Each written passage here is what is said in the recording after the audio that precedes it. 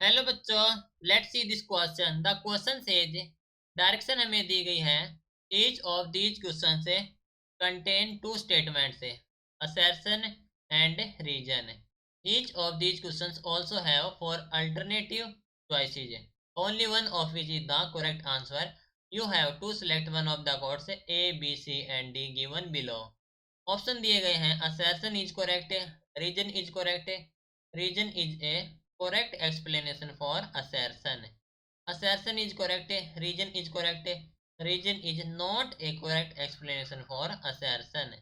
Assertion is correct, reason is incorrect, and assertion is incorrect, reason is correct. तो assertion में कहा गया कि the inductive reactance limits amplitude of the current in a purely inductive circuit. साथ ही reason में कहा गया कि the inductive reactance is independent of the frequency of the current. तो क्वेश्चन हमारे पास असर्शन एंड रीजन से रिलेटेड और ऑप्शन हमें प्रोवाइड करा कि हमें सेलेक्ट करना है कौन सा करेक्ट होगा। तो असर्शन में कहा गया है कि जो इंडक्टिव रिएक्टेंस है limits amplitude of the current in A purely inductive circuit है।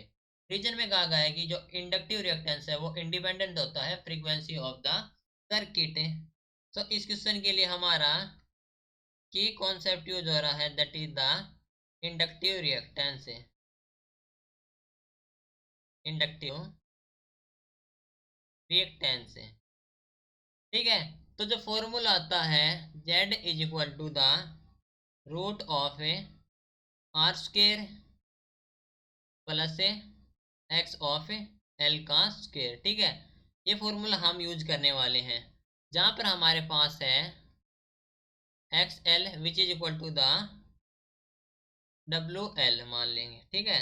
ये हो गया हमारे पास एक्स एल। ऑल्सो जो आई हमारे पास है that is V naught upon Z sine of omega, लिख सकते हैं ओमेगा टी, ओके। ये मान लेंगे ओमेगा एल होता है, एक्स एल होता है ओमेगा एल, ठीक है। तो देखो यहाँ से जब एल चेंज होगा तो जेड चेंज होगा और एम्पलीट्यूड ऑफ आई है वो ऑल्सो चेंज होगा।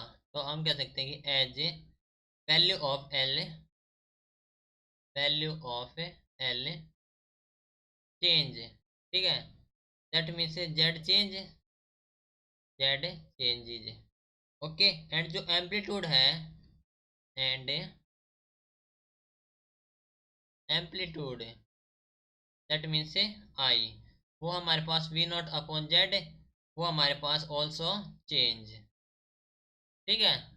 तो देखो कहा गया है कि जो इंडक्टिव रिएक्टेंस है limits amplitude of the current in purely inductive circuit, ठीक है। दैट मीन्स हमारे पास जो असर्शन है उसमें बोला गया है करेक्ट है, ठीक है। स्टेटमेंट वो असर्शन की वो हमारे पास है करेक्ट है, ठीक है। रीजन में कहा गया कि जो इंडक्टिव रिएक्टेंस है वो इंडिपेंडेंट होता है फ्रीक्वेंसी ऑफ द सर्किट, ठीक है। तो हमारे पास रीजन की बात कर लेते हैं। तो हम जानते हैं कि by this formula X L जो कि है इंडक्टिव रिएक्टेंस वो हमारे पास omega L that is equal to the pi into two F into L, ठीक है। दैट मीन्स ये डिपेंड कर रहा है फ्रीक्वेंसी पर। जब फ्रीक्वेंसी इंक्रीज होगी तो इंडक्टिव रिएक्टेंस ऑल्सो इंक्रीज होगा। तो हमारे पास रीजन में कहा गया है कि जो इंडक्टिव रिएक्टेंस होता है इंडिपेंडेंट होता है फ्रीक्वेंसी से। दैट मीन्स हमारे पास रीजन है वो हो गया incorrect, reason is incorrect. Assertion correct है, रीजन इनकोरेक्ट है, that means option C is the correct answer. So this is your final answer. Hope you understood it well. Best of luck.